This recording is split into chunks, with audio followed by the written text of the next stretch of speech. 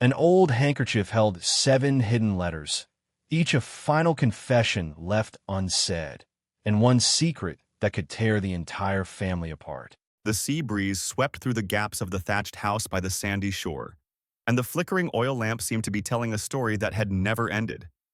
In the darkness, an old handkerchief lay still inside a wooden box, holding tightly to unspoken words and longings that had never fallen.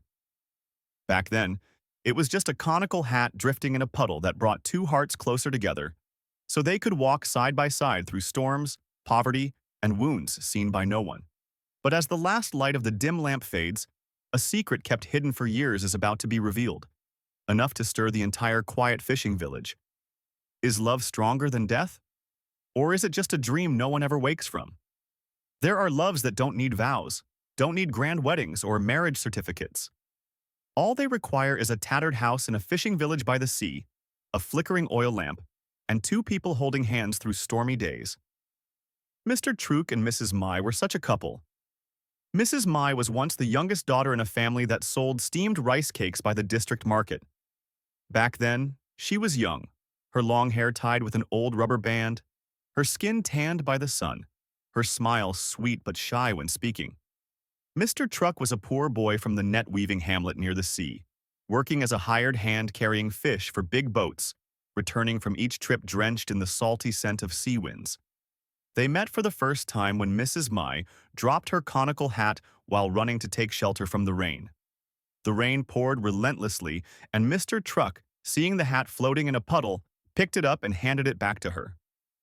That was the first time Mrs. Mai looked straight into Mr. Truck's eyes, and the moment her heart began to beat differently. There were no coffee shops, no phones.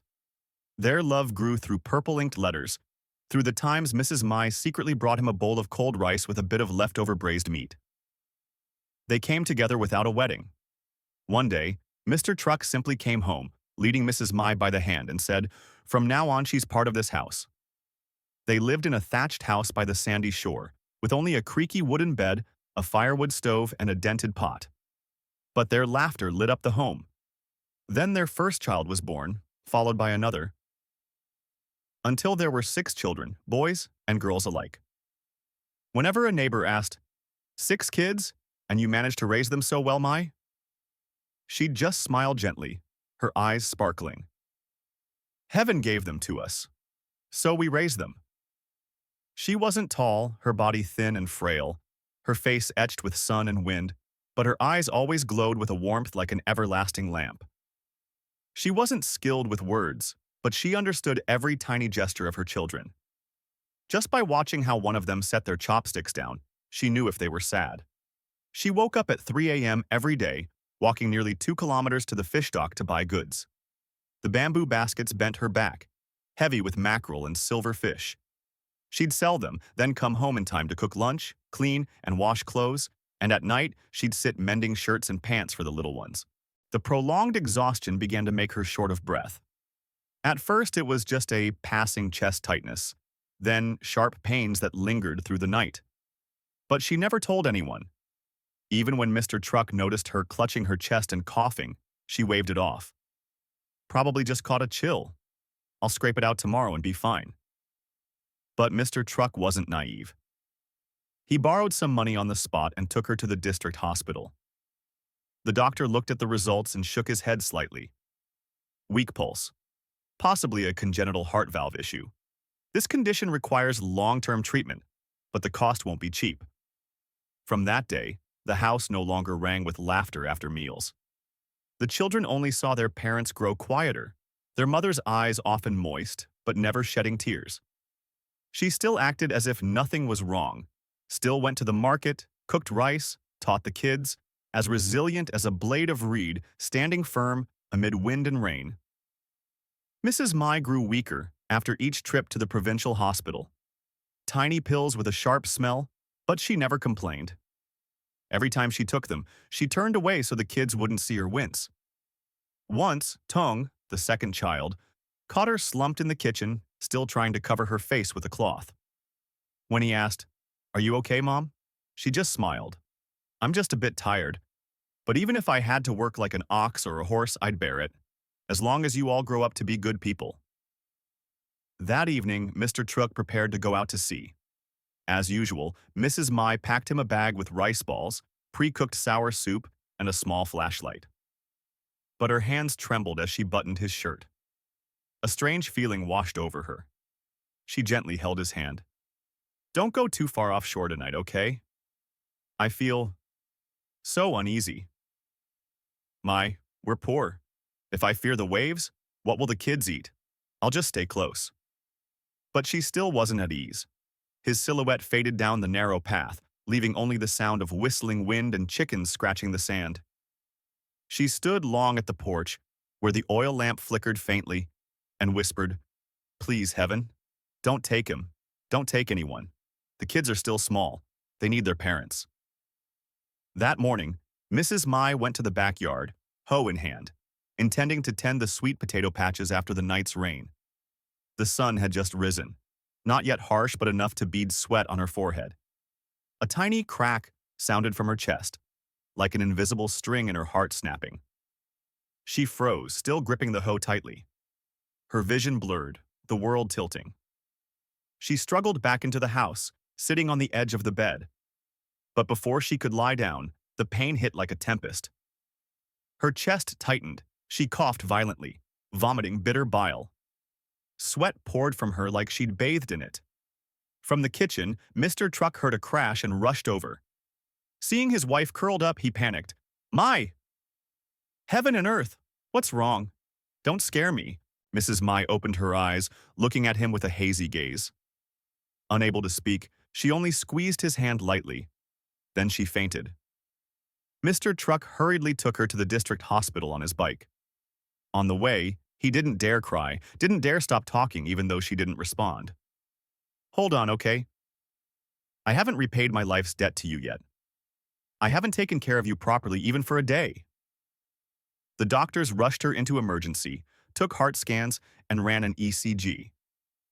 After 2 hours that felt like a lifetime, Mr. Truck was called into a private room. "The situation isn't promising. Severe heart valve regurgitation, critical stage. We've done all we can. Now, it's up to the patient's will. Please save her. I beg you, doctor. Whatever it costs, I'll sell the house if I have to." The doctor just stayed silent, placing a hand on his shoulder. The whole family gathered at the hospital. The eldest daughter skipped her shift. The third brought the two youngest from school. Tung raced from the carpentry shop, hands still smelling of paint. Hai, fresh from his semester exam, dropped his backpack, tears streaming. The hospital room was silent as death. Mrs. Mai lay still, lips dry, breathing faint. Tung sat by the bed, holding her hand. "Mom, open your eyes and look at us, Mom." Mr. Truck sat in a corner, hands clutching a pillow. His eyes were red, but he didn't cry. He couldn't cry. If he broke down, who would care for the kids? That afternoon, Mrs. Mai briefly woke. She signaled for paper and a pen. With trembling hands, she wrote slowly, stroke by stroke. A letter. Not long. Just a few lines for Mr. Truck. "Dear, if I go before you, don't grieve. You must live. For the kids, for me." She pulled an old handkerchief from under her pillow, the one Mr. Truck gave her when they first married, now faded but still kept. She slipped it into his pocket, saying nothing. "I promise. I'll always keep it with me," Mr. Truck whispered. That night, Mrs. Mai woke once more. The nurse said it was the final lucid moment, the stage before passing. Mr. Truck leaned close to her lips. "Do you want to say anything else?" She blinked. Her lips barely moved. "Tell, Tung, study hard. Hai, don't be shy. Eldest, don't forget your siblings. Keep the house." Mr. Truck nodded, holding her hand tightly. The room fell silent, only the beeping of the heart monitor flickering. That night, everyone stayed awake, no one leaving her bedside. Early morning. Mrs. May's heartbeat slowed. The clock's hands seemed to stop. She let out a long breath. Then all the machines went quiet. Mr. Truck buried his face in her hand, sobbing like a child. The kids clung to each other, crying out loud. Tung dropped to his knees, shouting, Mom, don't go, Mom! One day, a wife, a mother, a family's pillar was gone, taking with her the soul of the little house by the sea. The white ambulance stopped at the alley's entrance. Its siren echoed forlornly through the windy afternoon. People poured out, all knowing Mrs. Mai had returned. But this time, not from a tiring market trip, not from a hospital visit for medicine, but on a stretcher draped in a white sheet. Mr. Truck stood silently at the porch. His hands shook uncontrollably, unsure what to do but watch each step of the stretcher's approach. His eyes were empty, but the corners twitched, a sign of a man about to break. Mai, you're back, huh? You're back, so open your eyes. You said you liked lying on the bamboo bed. I haven't even replaced the new curtain you ordered. But Mrs. Mai didn't open her eyes anymore. She lay still, her face strangely peaceful, as if sleeping in an old dream. Tung was the first to cry out. His sobs burst forth like a wounded animal, tearing through the quiet. He knelt, pounding the brick floor. Mom, you said you'd wait until I got into university before resting. You broke your promise. Hai stood behind, hands over his ears as if to block out his brother's wails. His face was pale, eyes unblinking. He stammered, voice trembling. It's not real, right? She's just sleeping. Sis, say something. The eldest sister, Chi Hai, who'd tried to stay strong from the start, now collapsed, hands covering her face. Her choked sobs sounded like they were ripping her throat apart. Groups of people quietly approached from the alley. Some brought incense, others carried fruit trays or held bunches of yellow chrysanthemums. An old woman shuffled in, trembling, crying as she muttered, "That Mai was so good. Back when I lost my child, she brought me porridge every day." A motorbike taxi driver stood outside the porch, hat in hand, head bowed. Never seen anyone so poor yet so kind like Sister Mai. A young woman, a single mother from the hamlet's edge, held her small child, sobbing. When I gave birth with no money, Sister Mai gave me cash for milk. Without her, my kid and I might have starved. Mrs. Mai's passing didn't just leave a void for her husband and children, but for this poor hamlet, where every drop of her sweat, every basket she carried was a debt of gratitude. That afternoon, Mr. Truck dug her grave himself, despite neighbors' protests. Let us do it. No. Leave it to me. I promised her, if this day came, I'd send her off with my own hands. Each strike of the hoe into the earth was a silent sob. The sun sank slowly on the horizon, its golden light staining his tear-blurred eyes. Inside, the children folded white lilies, placing them around their mother's photo. The youngest kept asking, "Brother, is Mom cold?" "No, she's not cold. She's just dreaming." That night, the hamlet lost power. But in Mr. Truck's house, hundreds of candles were lit, like stars shining through the dark. Each child took turns at the microphone, reading a short piece they'd written for their mother. "Mom, you once said, 'You're the roof shielding us from sun and rain.' Now the roof's gone, we'll stand close together, becoming a roof for each other, like you did for us. I'm sorry for arguing with you, for saying I didn't need you. I wish I'd never said that. Mom, if I have a daughter someday, I'll name her May." Each word stabbed deeper into the listeners' hearts. No one could hold back tears. A quiet night, yet the sound of their hearts roared louder than any storm at sea. 6 a.m. The temple bell rang. The hearse parked in front of the house. Mr. Truck slowly tied the mourning band around his forehead, looking at his wife one last time. "Mai, this time you've gone too far. I once said, if there's a next life, I'd still choose you. Now I'll say it again. If you go somewhere in the next life, let me follow." As the coffin lid closed, the house seemed to crack apart. The youngest ran forward. "Don't close it. Mom hasn't hugged me one last time." No one could speak. They just held each other, crying like never before. Days after the funeral, the house seemed to shrink. Every sound softened, even their breathing. Mr. Truck, after days of holding it together for the rites, grew quiet. Not a loud sorrow, but the silence of a man who'd lost his whole world. One rainy afternoon, he went to the kitchen to tidy the old corner, where Mrs. Mai used to keep the fish sauce jar and rice sack. There, behind a cracked water jar, he found a small wooden chest, dusty, with an old paper glued on, the purple ink faded. If one day I'm no longer by your side. Mr. Truck froze. His hands trembled.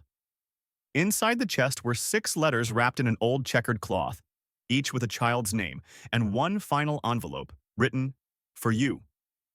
Dear, if you're reading this, it means I've gone far away. But don't cry. If you cry, the kids will fall apart.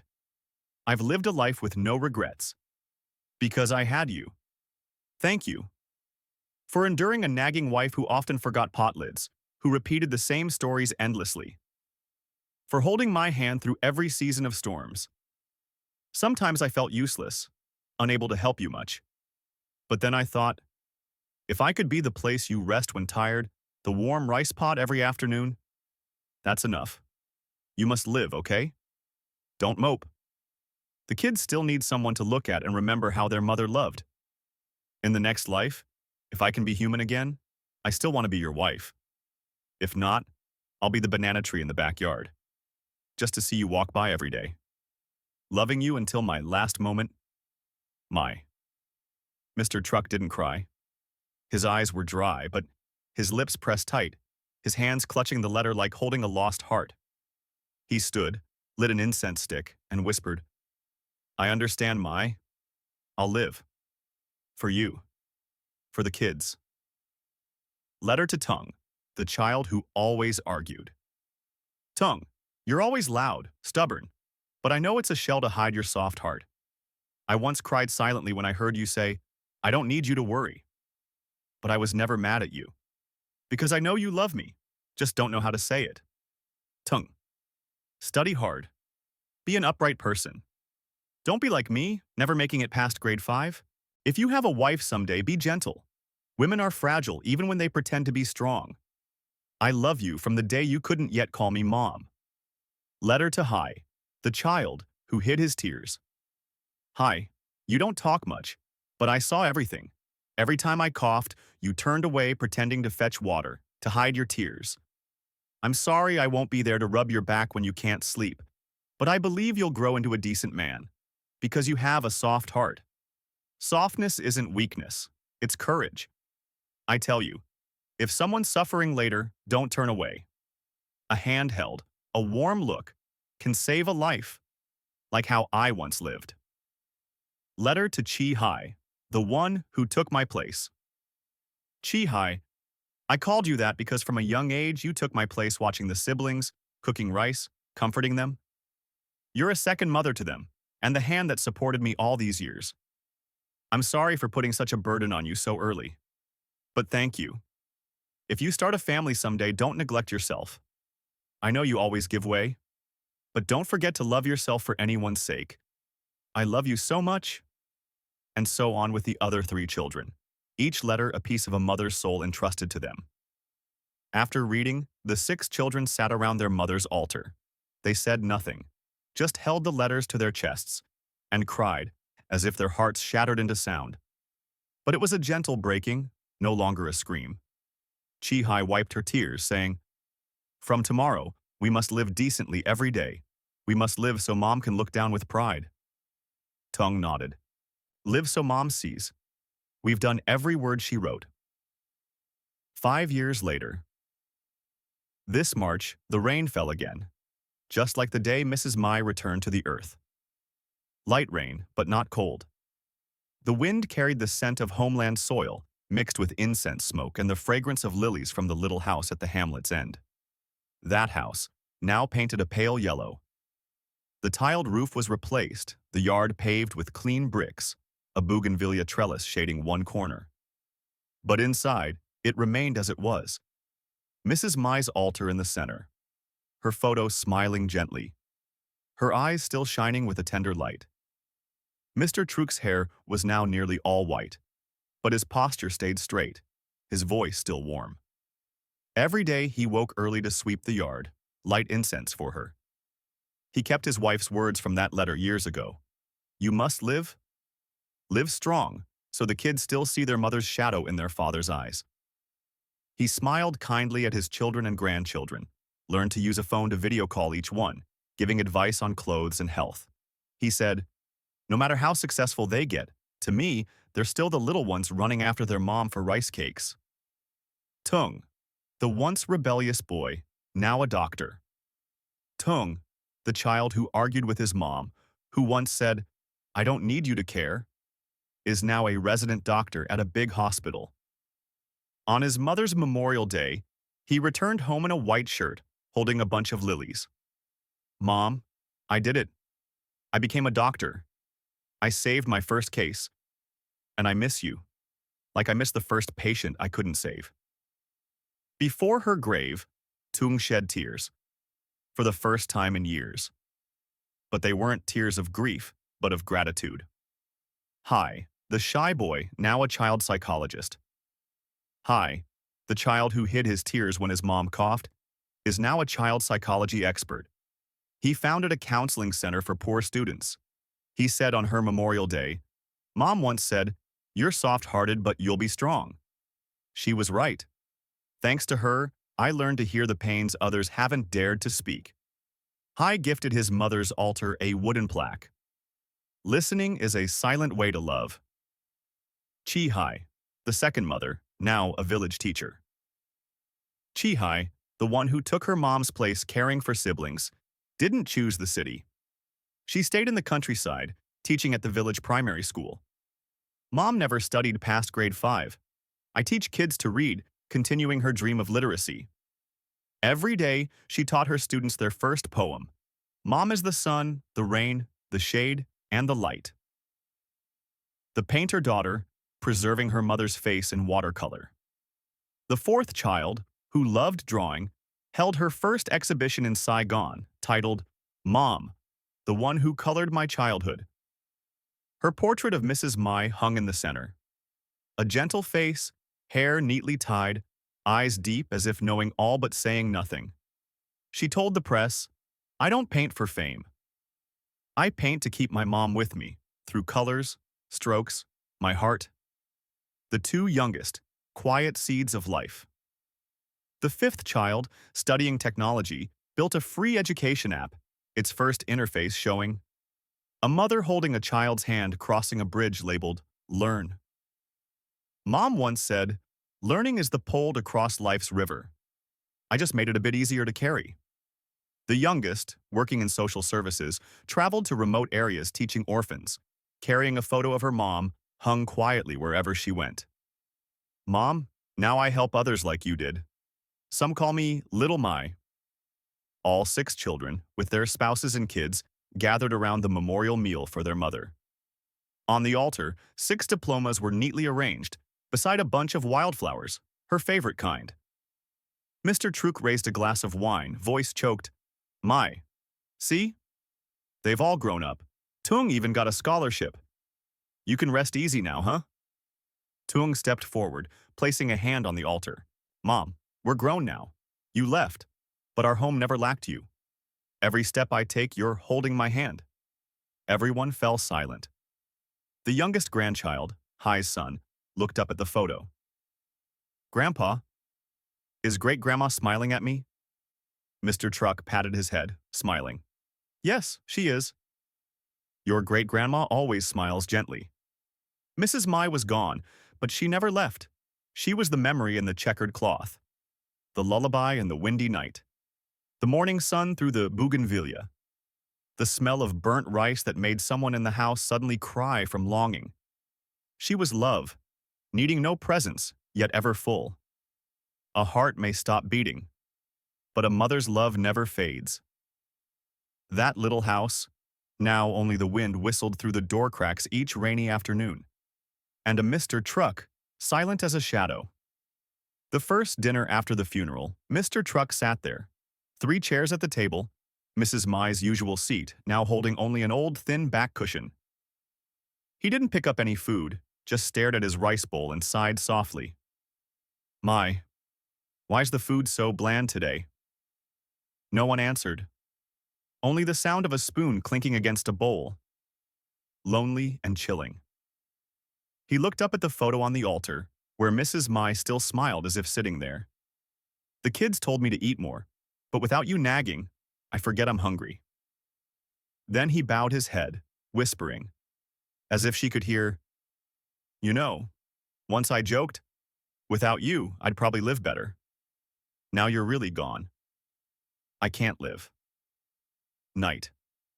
The rain pattered. Mr. Truck lay on the bamboo bed. The one Mrs. Mai once said, "Feels cozy even with the wind." He turned to the left where she used to lie, placed his hand on the empty space and murmured, "Mai, today I dropped a bowl, and no one scolded me. No one grumbled because I let water spill from the cup. I miss even your sighs, the way you lovingly nagged when I forgot to hang up the raincoat." His voice broke. His eyes reddened, but no tears fell. They say men don't cry, but I think it's just because there's no one left to cry with. That night, Tung called. Video call. The screen showed a familiar face, the doctor in a white coat sitting in the on-call room. "Dad, have you eaten yet?" "Yeah, leftovers from lunch. I bought a blood pressure monitor to send home. Don't forget to use it, okay?" Mr. Truck smiled, but his eyes drifted to the empty spot by the table. "If your mom were still here, she'd insist on checking me every night." Tung went quiet for a few seconds. Then softly, "Dad, I dreamt of Mom. She stood at the stairs calling me home for dinner." Mr. Truck's voice trembled slightly. "Your mom always called like that. She said, 'Eating late loses blessings.'" Both fell silent. In that quiet were 1,000 unsaid words. Hai, now a psychology consultant, went on a trip to the Highlands, teaching village kids how to express emotions. He carried a letter, wrapped in old paper, labeled, "To Mom, if I dare." He opened it, reading amid the children. "Mom, I was always quiet, so much that you thought I didn't notice anything. But really, every night you coughed, every time you sat breathing hard, I heard it all. But I didn't dare come close. I was afraid you were weak, and I didn't know how to be strong. I'm sorry for not saying anything, but now I'm telling hundreds of kids, say you love while there's still someone to hear." The kids clapped. Hai wiped his eyes, looking up at the sky, where he believed his mom still sat, resting her chin on her knee, smiling. After Mrs. May passed, the little seaside house grew emptier and colder than ever. Her familiar scent was gone, the warm laughter silenced. Mr. Truck, the man who once braved ocean storms, became quiet and lonely. Each morning, he kept his habit of waking early, but no one made breakfast for him anymore. He brewed tea himself, sat on the porch, eyes following the distant waves. In his heart, Mrs. May's image remained vivid. One morning, Tung, the eldest son, came to his father saying gently, "Dad, I'm off work today. How about we go out to sea together?" Mr. Truck looked at his son, eyes weary but nodding. Father and son rowed out to the waters where he and Mrs. Mai once fished together. The sea wind blew strong, but in Mr. Truck's heart, the greatest storm was his longing for his wife. On the boat, Tung tried to chat to ease his father's sorrow. "Dad, remember? Mom always said the sea was your second home. She'd surely want you to keep living strong." Mr. Truck gave a faint smile, but it carried so much pain. He gazed far off, voice low. "Your mom was the toughest woman I ever knew. I'll try, for her and for you all." In the days that followed, Mr. Truck poured himself into fishing. He wanted to do something to forget the pain of losing his wife, but the more he tried, the clearer her image grew in his mind. One afternoon, while mending nets on the porch, he suddenly felt dizzy and a sharp headache. Hai, the youngest son, saw and rushed to support him. "Dad, are you okay? Let me take you inside to rest." Mr. Truck waved him off, trying to stand firm. "I'm fine, just a little tired." But Hai wasn't reassured. He called a doctor to check. After the exam, the doctor concluded Mr. Truck had high blood pressure and needed rest, avoiding overwork. Mr. Truck's boat rocked in the dark night, like a tiny leaf amid a furious ocean. On deck, only a small flashlight swayed, dimly lighting his aged face, soaked with rain. He wasn't afraid. What he feared was the emptiness since Mrs. May left. Hands gripping the worn wooden helm, he looked up at the sky, rain stinging his face, but his eyes stayed dry. My, the storm out here's nothing compared to the one in my heart. My storm began the day I lost you. Each wave crashing against the boat brought a memory. Mrs. May's laughter as she dried fish in the yard, her calloused hand leading him to the market. The last meal, when she didn't eat, just watched him quietly, then wiped her mouth with her sleeve. Thunder roared overhead. A lightning bolt tore the sky, flashing her image in his eyes. Standing at the boat's bow, gentle face, hand waving lightly, his heart clenched. Are you here to take me? He staggered to the bow, mumbling, I miss you like a man thirsting for water in a salty sea. Suddenly, a huge wave struck. He fell, head hitting the boat's side. Everything went black. In a daze, Mr. Truck saw himself in a sunlit field, full of breeze and white chrysanthemums. Ahead was an old bamboo table, and Mrs. Mai sat there, still in her faded ao ba ba, hair neatly tied, smiling with the wrinkles he remembered. You're here, huh? He sobbed like a child. Knelt down. I'm sorry, I can't live without you. She gently stroked his hair, her eyes soft as spring wind. It's not that you can't live. You just haven't let yourself move on. No one cooks rice for me anymore. No one reminds me to take medicine. No one nags when I forget to pull up my raincoat. You're gone. The house is so cold. Mrs. Mai took his hand, placing in it a small warm seed. I haven't gone anywhere.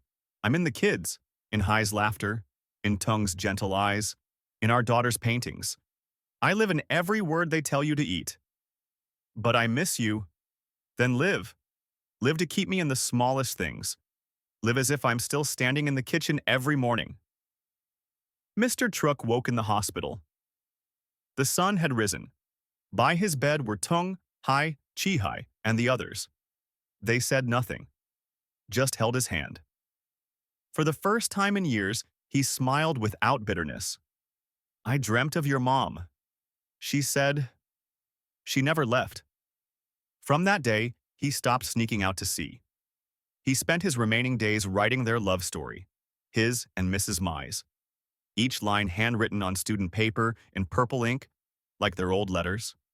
When finished, he titled the notebook, The Heart Left by the Hearth. 5 years later, the 12th anniversary of Mrs. Mai's passing. The house was now a mom's corner for the community, where people came to send letters to their mothers or simply sit and cry without questions. A group of poor students asked to hold a storytelling event. My mom was like this, where strangers shared tales of their mothers like a cleansing ritual. A young girl stepped up, sobbing, I once thought of dropping out. But when I came here, I read Mrs. Mai's letter to Tung, and I thought, if I give up, how sad would my mom be? That morning, he still woke early, watered the plants, called to remind his grandkids to wear hats. At noon, he wore a white shirt, the one from their wedding, old but still smelling of camphor, then sat by the altar, lighting incense softly. He cooked rice for himself with his own hands, still placing an extra pair of chopsticks in a bowl where Mrs. Mai used to sit for meals. Love doesn't need to be held onto because it never leaves. That night, the air grew cold. Wind from the sea whistled as if calling someone home. Mr. Truck lay on the familiar bamboo bed, blanket to his chest, head tilted left, where Mrs. Mai once slept each night. In his hand was the old handkerchief, the last gift she left before going. The fabric was worn, but still held the faint scent of ginger she'd wrapped. His eyes were dim, but he still gazed toward the porch's end, where moonlight slipped through the roof, landing on his wife's photo. He whispered, voice choked, I can't remember the last time we held hands. Outside, the banana tree swayed lightly in the wind. The raincoat Mrs. Mai wore to the market still hung there, silent. The house no longer echoed with voices, but memories never stilled. Mr. Truck called his children to him. The 6 gathered around the bed, eyes red but holding back tears. He smiled weakly, saying, If you all live decently, I'm content. If you remember me, don't recall the day I die. But the meals your mom used to cook. Hai held his father's hand, sobbing. Dad, don't say that. I haven't thanked you yet. Tung bowed his head, hands clenched. I haven't taken you to see the new hospital where I work. Mr. Truck nodded slowly. It's fine. Parents don't need repayment. Just to be remembered. The next morning, the temple bell tolled. The first rays of sun pierced the red-tiled roof, slipping through the curtain's gaps, resting on Mr. Truck's eyes, where a tear had dried long ago. His hand still gripped the handkerchief. His face bore no pain, only peace. Like a man who'd reached the place he'd waited for all his life. On the wooden bedside table, a small handwritten note. I'm coming home. Our kids are all grown. Now it's my turn to be small, for you to hold. Don't cook rice too early, okay? I still like my fish braised a bit salty like back then. Early morning. The sun peeked over the coconut grove, its light still pale like the air in the little house. The first cry came from Chi Hai, the ever-strong one. She was the first to enter, seeing her father lying still, hand clutching the old cloth, lips still curved in a smile. Dad? No one answered. Only the wind slipped through the door cracks, brushing the photo of Mrs. Mi on the altar. Chi Hai sank to her knees. Dad? You really followed Mom, huh? The children rushed in one by one. Each felt slapped into a daze. Hai collapsed to the floor, face buried in his father's lap, stammering, Dad, you were supposed to wait for us to eat breakfast. Why didn't you call like always? Tung stood rooted, lips trembling. You said you'd live. You said you'd live to see us grow. No one got a final word. No one got a last hug.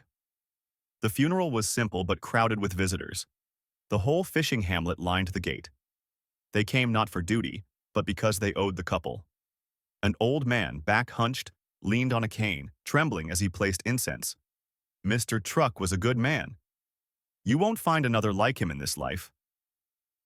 That afternoon, as the coffin was brought to the porch, light rain fell again, like the day they sent off Mrs. Mai. Tung, Hai, and their siblings lined up on both sides of the coffin. Each held a white lily. No one cried aloud. Only twisted faces of children trying to stay strong, to send their father off with pride.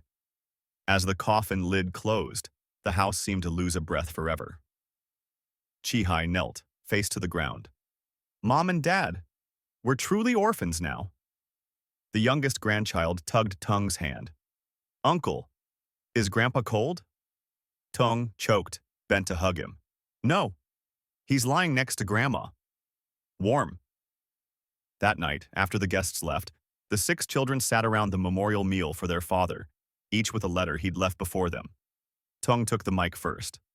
Dad said, Tung, as a doctor, you must learn to listen. But he didn't know. His words were what I wanted to hear every day. And now no one says them anymore. Hai followed. Dad told me, don't turn away from someone suffering. But now you're suffering.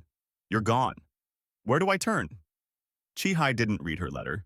She just smoothed her hair, poured her father tea, set it by a full bowl of rice. Mom, now Dad's sitting beside you. We're not afraid of losing anymore. We just miss... Midnight. The house lost power again. Tung stood, groped to the wooden cabinet, pulled out hundreds of small candles, placed them around, like the night they sent off their mom. The candlelight flickered, shimmering like their parents' souls passing the door. Hai placed a hand on his father's photo, whispering, I won't promise not to cry, but I promise to live so you and Mom are proud. The next morning, on the soil where Mr. Truck was buried, beside Mrs. Mai, a small bougainvillea sprouted, though nothing had been planted there. No one could explain it. But Tung said, Mom once said, if there's a next life, she'd be the banana tree in the backyard. And Dad said, let me follow. Maybe in the next life, they're trees growing together. So when the wind blows, they still hear each other laugh. After Mr. Truck's funeral, the children's anguished cries lingered. They weren't cries of farewell. They were screams of disbelief. That their father, the one who shielded them from storms, who called, Tung, come eat. Hai, bring me the lamp. Chi Hai, watch the pot for me, was now just a photo on the altar, smiling gently. Tung sat dazed on the bamboo bed, where his father once lay. The room still smelled of medicinal oil, green tea, and his father's old clothes. Everything was still here. That day, Tung quietly opened his father's wardrobe. He meant to clear out old things, burn some, as a release. But as he pulled the bottom drawer, he touched a small wooden box, covered in dust. No lock, no seal. Just a paper stuck on, scribbled with a ballpoint. If one day I go too, open this. Tung's hands shook as he opened it. Inside were letters, yellowed paper neatly stacked, each envelope with a child's name. At the bottom, a small notebook, old fabric cover, spine peeling, titled, To Mai, from the day you left. Tung pulled out a letter, trembling as he read. By the second line, he couldn't hold back tears. Tung, today I was tired, sat watching your shirt drying in the yard, remembered when you came home from grade 6 showing off your test score. You grinned, said, I only got a 7, Dad, but Mom said I'm the best in the house. Your mom knew how to cheer you up. I didn't. So I wrote this. So if you ever read it, you'll know I love you so much. Tung went limp. He sank to the floor. His heart ached like someone gripped it, squeezing tight. He clutched the letters to his chest, then called his siblings, handing each their envelope, like their mom once did. But this time, no one cried in front of each other. Each took their letter, quietly retreating to a corner. Tung stepped to the backyard, where the banana tree his mom planted bore fruit. He pulled a cigarette from his pocket, trembling as he tried to light it. But 3 tries, and it wouldn't catch. The wind was too strong. Or maybe his hands shook too much to bear it. He sat under the tree, looked up at the sky, and wailed like a child. Mom, Dad, we haven't repaid you anything. Why did you leave us? You told us to live decently, but we don't know how to live when there's no one to call home anymore. He sobbed, gasps tearing from his spine. For the first time, the son who always bore the load let go. No more strength, no need to act tough, because the only one he ever wanted to be strong for now lay in the earth. Somewhere, Mrs. May turned to Mr. Truck. The kids are crying again. Mr. Truck smiled, holding her hand. Let them. Crying eases the heart. Then they'll live on, Mai. Every step they take, we're there. The little seaside house no longer glowed with an oil lamp, but each night, wind blew through the door cracks, carrying the smell of braised fish, ginger tea, the sweat of an old couple. Mrs. Mai and Mr. Truck never left. They just lived somewhere else. No one could see, except in the heart. Years after their father's death, the little seaside house stayed untouched. No one moved away. No one changed the furniture.